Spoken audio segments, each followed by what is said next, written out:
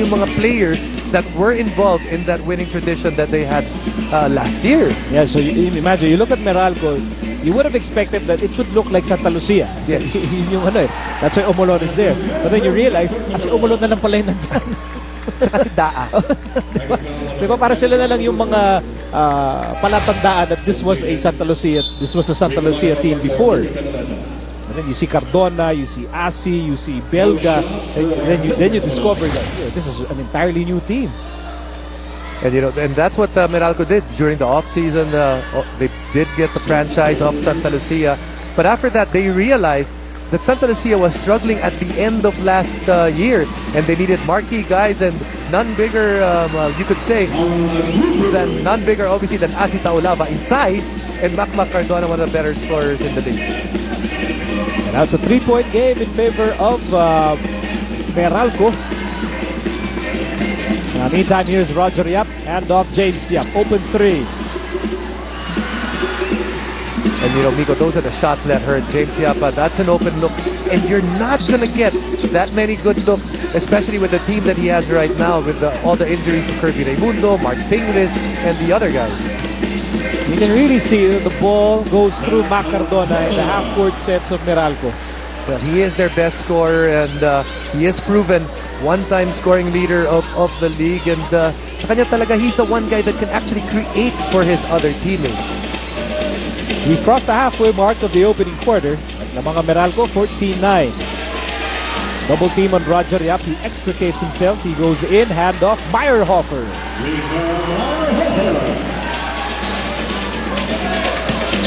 For BMEG, that outside shot has been sour for maybe about 2 games now, and this is about and half a quarter. They've got to get those easy baskets. Rico Meyerhofer, a guy that can get those mga pulot na basket, and Roger Yap has to create for his teammates as well. Asi double team. Belga uncorks. And Big Bull Belga launches a 17-footer.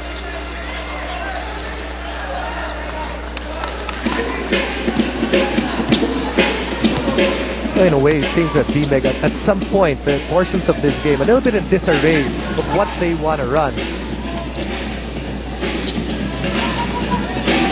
Head to shoot para sa Llamados. Step back jumper para kay James Yap. And only the first field goal para kay James Yap sa larong ito. It has been a struggle. 1 out of 5 for James Yap. I think that 1 out of 6.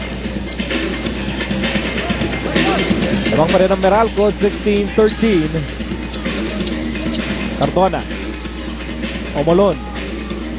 Omolon, triple team, outside Belga. Handoff, Cardona. Meyerhofer with the rebound. Good rebound on the part of Rico Meyerhofer to dive in and fill up that hole. El Salvador could not handle the pass. Here comes Ross.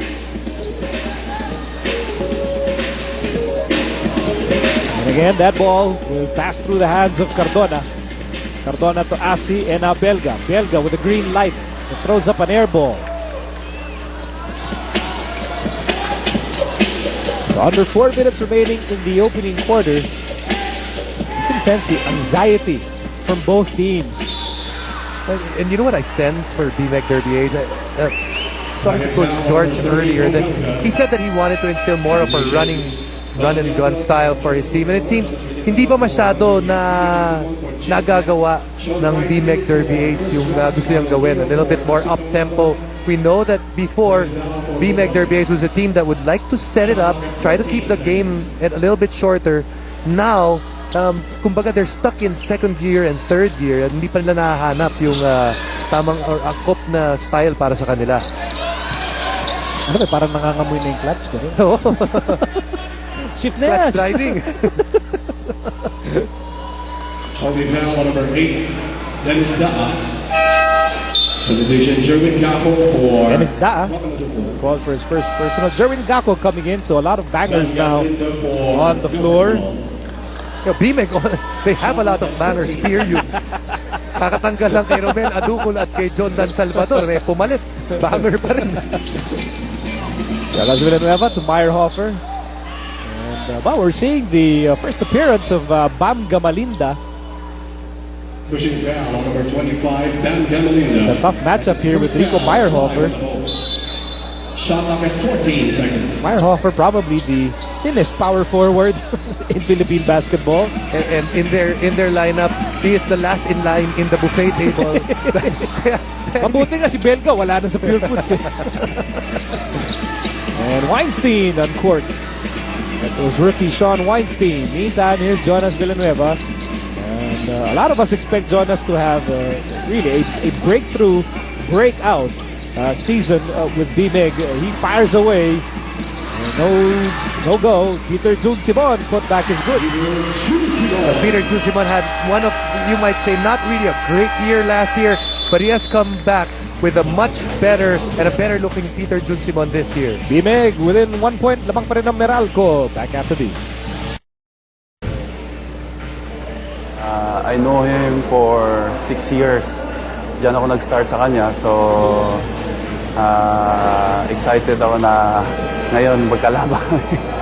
0-3 kami ngayon. So, hopefully, makakuha kami ng isa. Tychus Ryan pas. Ibibigay ko lang yung best ko.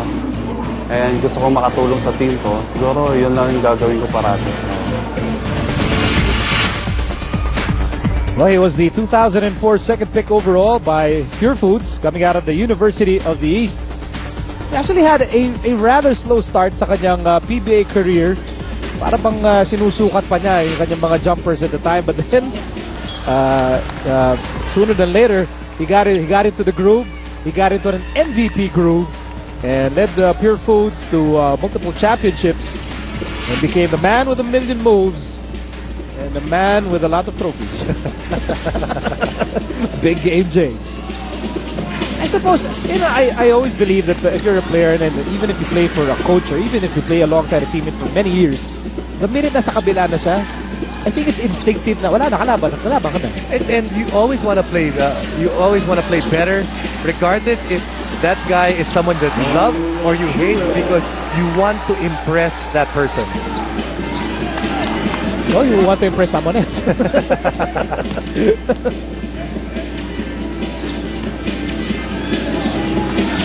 So patuloy ang aksyon dito sa opening quarter. Approaching the last 2 minutes of the first period. Meyerhofer to Gakko. Gakko drop step. One nifty move by Jervin Gakko. That's good. That's a good 2 points para sa BMEC Derby 8 because the defense of Meralco, you can say that talagang dikit na dikit sila sa first quarter na to. Here's Pong Escobar and now Marlu, the ageless one, and now Bam Gamalinda, the rookie. Gamalinda hounded by Simon. Back to Marlu against Aliado. Marlu turns around and in and out.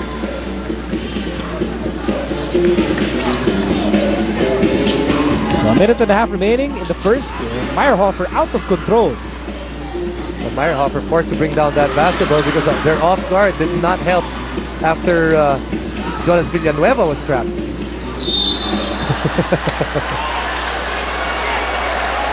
Sabi ni Marlu, hey, nakatayo lang ako. Nakataas lang kamay ko. Wala akong ginawa. Sabi ni Meyerhofer, ano? Yung ano dito, si Rico Meyerhofer, when you look at his body, nagko-contort talaga pag tinamaan eh. Abare, kasalanan ko ba kung parang plastic man itong kalabang ko? That's not my fault. So first personal, laban kay Marlu Aquino. And he's the team captain of the Bolts. Huwag niyong kakalimutan yan, ha? Unanimous choice.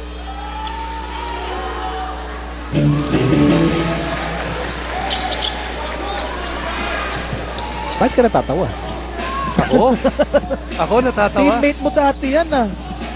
Dati rin binoto ko rin si Marlo na team captain eh. Oh.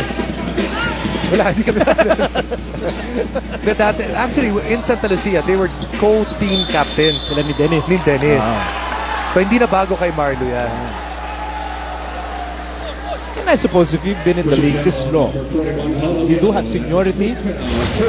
Ikaw ang kuya ng kupunan. Look at that battle between Marlo and Aliado. A lot of experience between those two players. He's Da. Whoa! Swallowed up by the BMEC defense. I mean, Da just ran straight into a brick wall. Pressure defense from the guard position is not doing well para sa BMEG, but down low, they've been helping out each other and getting blocks like these. What effort by the BMEG front line.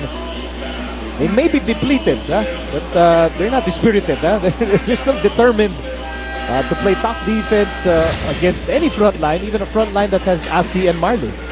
And that's what we've seen today. They have those bangers that really bang on you. But the one guy na napitira sa kanila, pwede natin sabihin, is a shot blocker right there, Rico Meyerhofer. It's a Handy Fix 30-second timeout brought to you by Handy Fix. Yung first aid ng bahay mo, bonds all and seals all. Meyerhofer is an entertainer. I don't think he means to entertain, but the way he plays, even during his LaSalle days, even if I'm from Ateneo, he's fun to watch. No, he is fun to watch because nakikita mo sa kanya, he gives his very best and he in his body does some things that are just not human. Sometimes just physically improbable. Simon on courts. Oh, that's a three. Yes, sir. And this conference really a renaissance for Peter Jun Simon. People might have thought, kung hindi na makakabalik si Peter Jun Simon mula sa injury niya, but really looks good this conference. At tatlo na ang abante ng BMEG Derby Ace, 21-18. Earlier, Meralco had a 5-point lead, but BMEG getting its bearings here. Now they're up by 3. Gabby Espinas is not part of this ball game para sa Meralco. And it's no coincidence that that run happened while Mac Cardona was on the bench as well as Asi Taulava. Now Cardona is back on the floor, joining forces with Marlu. There's that triple team again.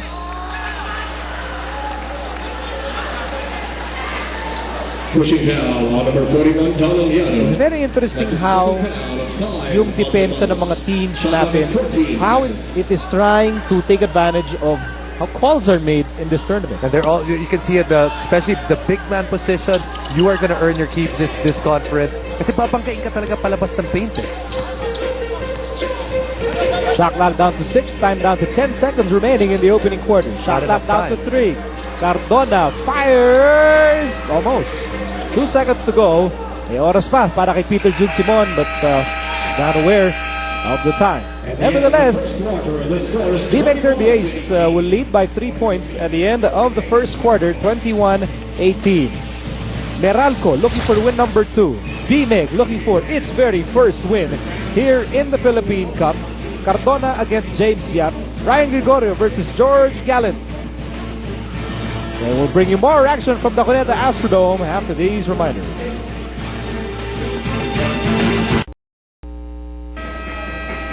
Welcome back to the Cuneta Astrodome. Of course, you all know Mr. Manny V. Pangilinan. And right beside him, the honorable gentleman from Bacolod, Monico Puentevella. Of course, Gilas head coach, Raiko Toroman, Mr. Ricky Vargas, also from the PLDT group. And of course, another VIP sitting at courtside, Magu Marjan.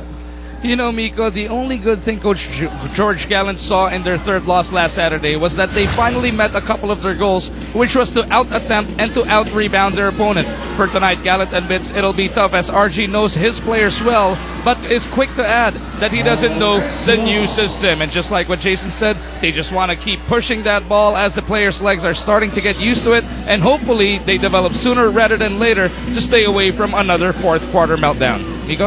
Thank you to the honorable gentleman from Caloocan. Marshall Magu Marshall. Ayan, alam na ng buong Pilipinas ang iyong totoong pangalan. 21-20 ang ating score, lamang ang BMEG Derby Ace. We just started the second period. A bump coming from Gabby Espinas. That's his first foul. 2 on the ball. On the floor for BMEG Derby Ace, Rico Meyerhofer, Jerwin Gaco, Jonas Villanueva, Peter Jun Simon, and Don Aliado.